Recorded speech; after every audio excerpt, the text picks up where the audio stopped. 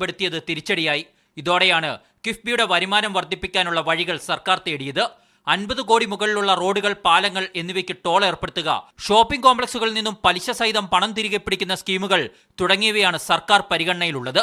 മുഖ്യമന്ത്രിയും ധനമന്ത്രിയും നിയമമന്ത്രിയുമായി പ്രാഥമിക കൂടിയാലോചനകൾ നടന്നെങ്കിലും ടോൾ പിരിക്കാൻ നിയമനിർമ്മാണം നടത്താൻ അന്തിമ ധാരണയായില്ല.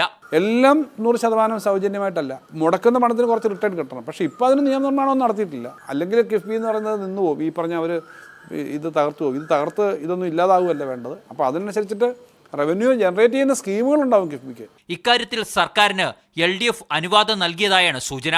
ടാക്സ് എല്ലാം GSTയുടെ ഭാഗമായിട്ട് അവർ പിരിച്ചുകൊണ്ടുപോവാണ്. നമുക്കൊന്നും പുതുതായിട്ടുണ്ടാക്കാൻ സാധിക്കില്ല.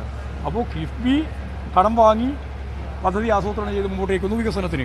അതിൻ്റെ ഭാഗമായി എന്തൊക്കെയാണ് വേണ്ടി വരിക എന്നുള്ളത് അവരുമായിട്ട് ആലോചിച്ച് ചർച്ച ചെയ്യേണ്ട കാര്യമാണ്. അതൊന്നും ഇപ്പോൾ തീരുമാനിച്ചു കഴിഞ്ഞിട്ടില്ല. അപ്പോൾ കേരളത്തിൻ്റെ വരുമാനം വർദ്ധിപ്പിക്കുക എന്നുള്ളതൊരു പ്രധാനപ്പെട്ട പ്രശ്നമാണ്.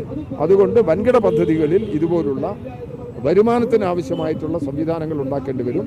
ആ പ്രശ്നം LDFനകത്ത് തീരുമാനമെടുത്തിട്ടുണ്ട്. ജനങ്ങളെ കൊള്ളയടിക്കുന്ന ടോൾ പിരിവുമായി മുന്നോട്ട് വന്നാൽ പ്രക്ഷോഭം നടത്തുമെന്ന് KPCC അധ്യക്ഷൻ K സുധാകരൻ സർക്കാരിന് മുന്നറിയിപ്പ് നൽകി. ജനങ്ങളുടെ എതിർപ്പ് പരമാവധി കുറച്ച് എങ്ങനെ ടോൾ പിരിക്കാമെന്നാണ് സർക്കാരിന്റെ മുന്നിലുള്ള വെല്ലുവിളി. കെൽട്രോണിന്റെ സഹകരണത്തോടെ സാധ്യതാ പഠനവും നടക്കുന്നതായാണ് വിവരം. മീഡിയ 1 തിരുവനന്തപുരം.